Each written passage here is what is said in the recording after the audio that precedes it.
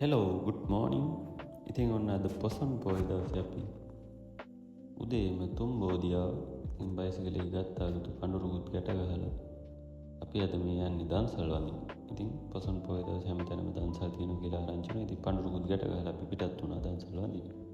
ඉතින් ඊට පස්සේ අපිට හම්බුණා බණ්ඩාරම පොලිසිය පල්ලෙහා ෆ්‍රයිඩ් රයිස් දන්සලින් බතුත් කාලා තමයි ඉතින් පිටත් වුණේ. ඊට පස්සේ ඔන්න ඉතින් බත් වෙන රසට තිබ්බ සොයාබීන් පරිප්පු සීනි සම්බල පය බඩම් එක්ක. ඉතින් ඊට පස්සේ ඊළඟට අපි ගියා හොස්පිටල් එකේ දෙනවා කිරිකෝපි බිස්කට්. ඉතින් ඒකත් රස විඳලා අපි ඊළඟට ගියා මේ තියෙන්නේ කඩල දන්සල. මේකෙත් වැඩි පොලිමක් නෑ. ඉතින් ඇති වෙන්න කඩල දෙනවා මේකේ. ඉතින් ඒකෙන් කඩලත් කෑවා අපි.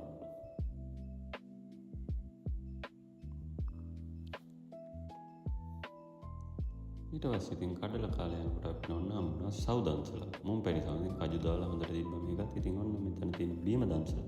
ඇපල් අනෝද දොඩම්. ඉතින් ඕන එකක් තෝරගෙන අපිට බොන්න පුළුවන්. මං බීම අනෝද එක.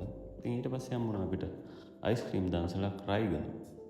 ඉතින් ඒකෙන් අයිස්ක්‍රීම් උත් කාලා.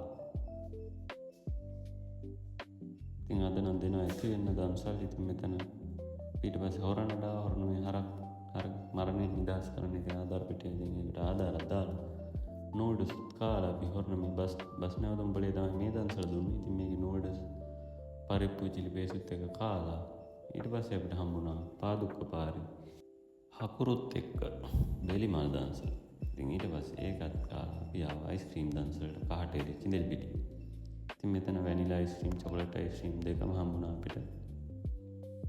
ඉතින් ඒකත් රස වෙනදලා එනකොට අපිට හම්බුණා පාන් දන්සල. ඉතින් මේක තමයි අපේ අන්තිම දන්සල. නම් තවත් වීඩියෝ එකකින් හමුවෙන් බලාපොරොත්තු අපි සමුගන්න සතුටින් පරිස්සමින් ඉන්න බෑ.